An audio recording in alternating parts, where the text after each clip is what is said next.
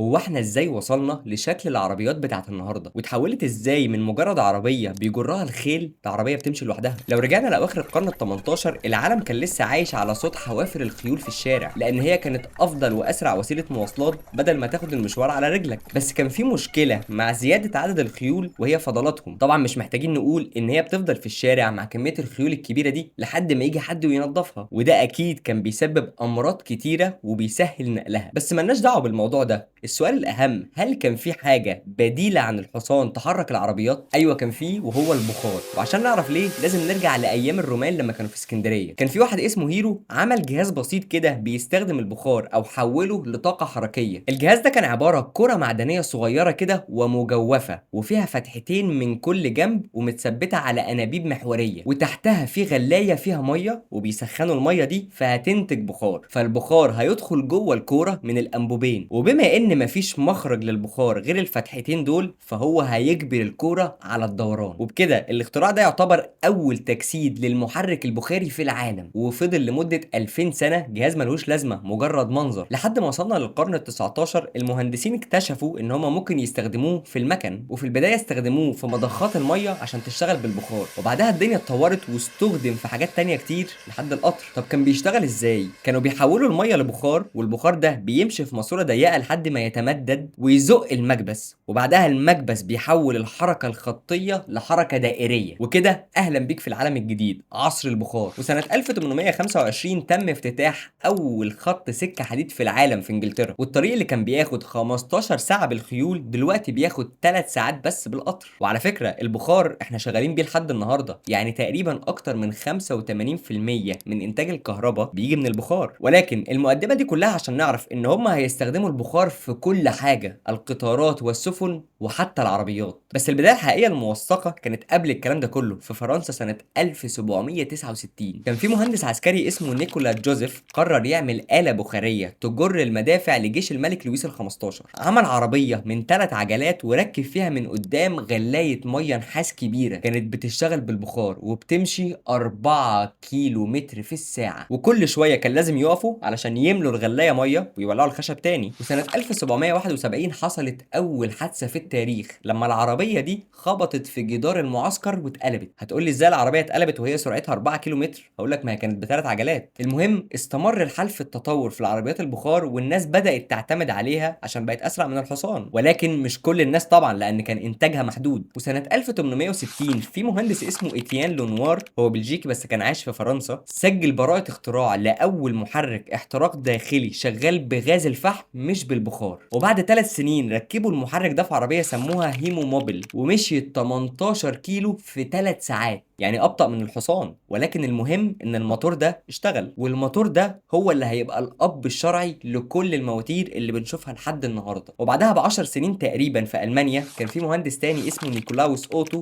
طور فكره الموتور بتاع لونوار، وعمل اول محرك براس اسطوانيه رباعي الاشواط اللي بقى الاساس العلمي لحرق البنزين جوه الموتور. وسنه 1886 كان في مهندس الماني شغال في ورشته كده اسمه كارل بنز خد الموتور اللي كان عامله اوتو وفضل يطور فيه لحد ما جت اللحظه الحاسمه يوم 29 يناير سنه 1886 لما اخد براءه اختراع في برلين لعربيه ب3 عجلات بتشتغل بموتور احتراق داخلي مش خارجي شغاله بزيت الليجروين. طيب الموتور ده كان بيشتغل ازاي؟ البستم او المكبس ده كان بيسحب خليط من الليجروين والاكسجين من صمام كده لغرفه الاحتراق، وبعد كده الصمام ده بيتقفل، وبعدها المكبس بيضغط الوقود والاكسجين مع بعض، ولما يطلع لفوق في شراره بتشعل الخليط ده لانه قابل للاحتراق، وده بيعمل انفجار، والانفجار ده بيمدد الغاز ويزق المكبس لتحت. وبعدها في صمام تاني بيتفتح علشان يطلع ابخره العادم والحجره تبقى جاهزه لدوره تانية. المهم ان هو عمل عربيه بتشتغل بالجروين مش بالفحم ولا بالبخار، يعني المحرك بقى اقوى وانضف وامن من المحركات اللي قبله. الناس كانت شايفه ان اختراعه ده مجرد لعبه مجنونه ومحدش فكر يشتريها، وفضلوا معتمدين على العربيات بتاعتهم اللي بتجرها الخيول، لانهم ما كانوش مقتنعين ان العربيه دي ممكن تنقلهم لمسافات طويله زي ما الخيول بتعمل. وهنا جه دور مراته اللي اسمها بيرثا، الزوجه الاصيله اللي قالت انا مش هسيب جوزي متضايق كده. الست دي كانت بتمتلك جرأة وشجاعه رهيبه. صحيت الصبح في يوم في شهر اغسطس سنه 1888 وراحت على ورشه جوزها مع ولادها الاثنين، وخدت عربيته اللي ب3 عجلات من غير ما تقول له وقررت تعمل بيها اول رحله سفر طويله بالعربيه حوالي 200 كيلو رايح جاي لبلد جنبها علشان تزور امها، لان هي كانت عايزه تثبت للناس ان العربيه اللي جوزها عملها تقدر تسافر لمسافات طويله. لكن الموضوع ما كانش بالبساطه دي. اول مشكله ظهرت في الفرامل اللي كانت عباره عن حته خشب متثبته في العجله. الخشب بدا يتاكل من كتر الاستخدام، فراحت لشخص بتاع جلود عشان يبطن الفرامل دي بجلد عشان تعرف تستخدمها تاني. والمشكله التانيه ان العربيه ما كانش فيها تانك بنزين يكفيها للمسافه دي كلها، فكانت كل شويه تروح تقف في صيدليه علشان تجيب المركب الكيميائي الليجروين اللي كان بيستخدم للتنظيف وتملى بيه العربيه. المهم بيرثا وصلت بالسلامه وبعتت برقيه لجوزها تقول له احنا وصلنا بالعربيه اللي انت عاملها. والرحله دي كانت اكبر دعايه للعربيه والناس بدات تثق فيها وتطلبها. المهم في الوقت اللي كانت اوروبا غرقانه فيه في تصنيع عربيات غاليه وفخمه جدا كل حته فيها بتتعمل بالايد، كان في مهندس ومقاول امريكي كده اسمه هنري فورد، واسس شركه فورد للعربيات سنه 1903. وكان عنده طموح انه يعمل عربيه رخيصه كفايه ان العامل اللي شغال عنده يقدر يشتريها. وفضل يجرب ويصنع نماذج مختلفه لحد ما وصلنا اليوم 1 اكتوبر سنه 1908 لما عمل عربيه هتغير شكل السوق، فورد موديل تي. العربيه دي كانت خفيفه وبسيطه، بس المعضله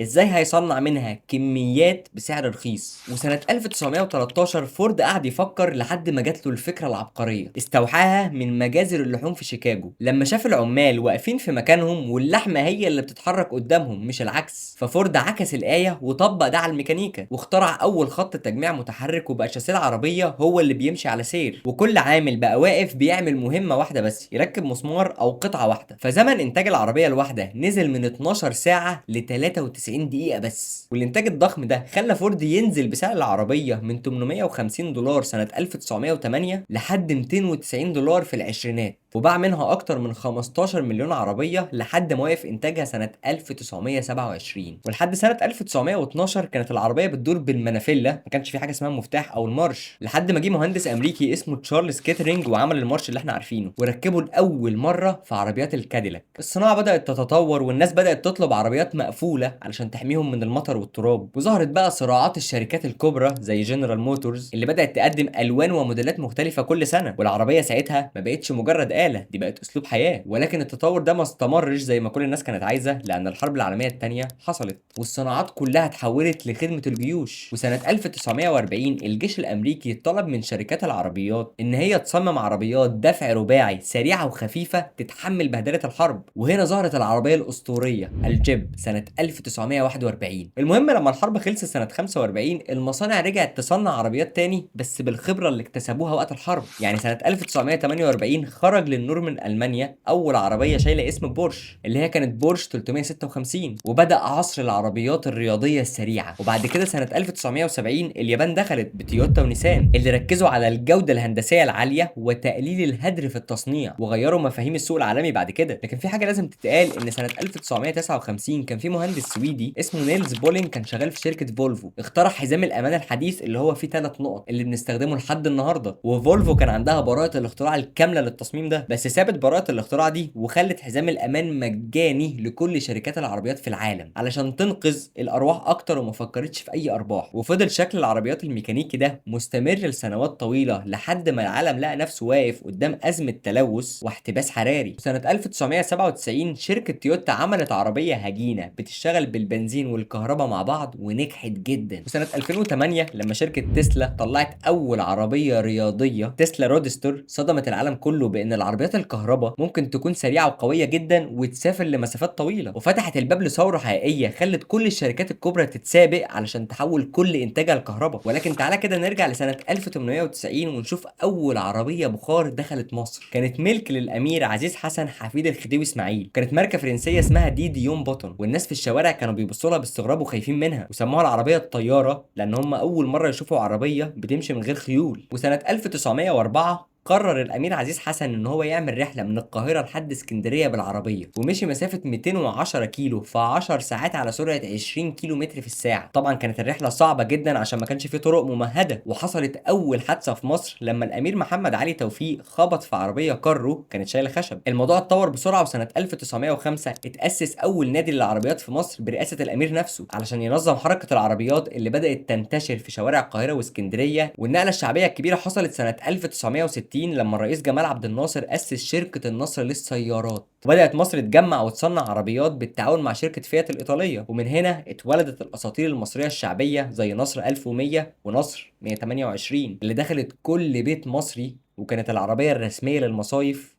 والعربية الرسمية للتكاسي. في النهاية العربية كانت شغالة بغلاية مية نحاس تطلع دخان وبتخبط في الحيطة، لحد ما وصلنا دلوقتي ان العربية تسوق لوحدها. يعني الحكاية بدأت ان احنا عايزين عربية تمشي من غير حصان، والحكاية وصلت ان العربية بتمشي لوحدها وانت تقعد ما تعملش حاجة ولا حتى تفكر. فيا ترى المستقبل لسه فيه جديد؟